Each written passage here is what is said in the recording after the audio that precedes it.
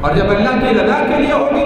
تو پھر میرے بھائی حدیث پاک کے اندر آخری بات ذکر کرتا ہوں، حضور علیہ السلام نے فرمایا یہ نہ سمجھو ہم نے اس کے کھروں کو، ناخنوں کو، جانور کے ناخن کو، اس کی کھال کو، اس کی سینگوں کو، یہ تمام تر چیزوں کو جو ہے وہ پھینک دیا اور جو ہے وہ ضائع کر دیا اور کھال مدرسے میں گئی یا اللہ کے راستے میں گئی، یہ سب چیز ختم ہو گئی۔ جب اللہ کی رضا کے لیے کریں گے، فرمایا آخرت میں یہ اپنے بالوں کے ساتھ، اپنے کھروں کے ساتھ، اپنے سینگوں کے ساتھ اللہ کے دربار میں حاضر ہوگا، اور زندگی میں دنیا میں جس نے قربان کیا اس کے لیے صفات کا جو ہے وہ ذریعہ بنے۔ اور صحابہ نے پوچھا یا رسول اللہ قربانی کے عمل پر ہمیں ملتا کیا ہے؟ تو حضور علیہ السلام نے فرمایا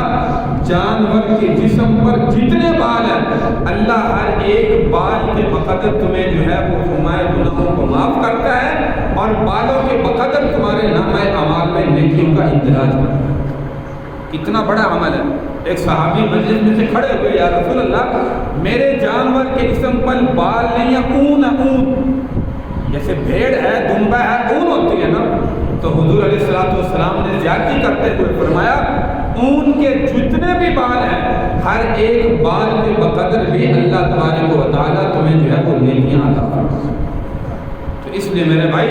جانور کے جسم کے بال جو ہے وہ گنتی میں نہیں آتے، انسان کے سر کے بال گنتی میں نہیں آ سکتے، جانور کے کہاں سے آئیں گے؟ تو ہر ایک بال کے بقدر اللہ گناہوں کو بھی معاف کرتا ہے، اللہ اتنی نیکیاں بھی عطا فرماتا ہے۔ اس لیے اللہ کی رضا کے لیے کریں، گوشت کھانے کی نیت نہ رکھیں، گوشت تو کھانا ہی کھانا ہے،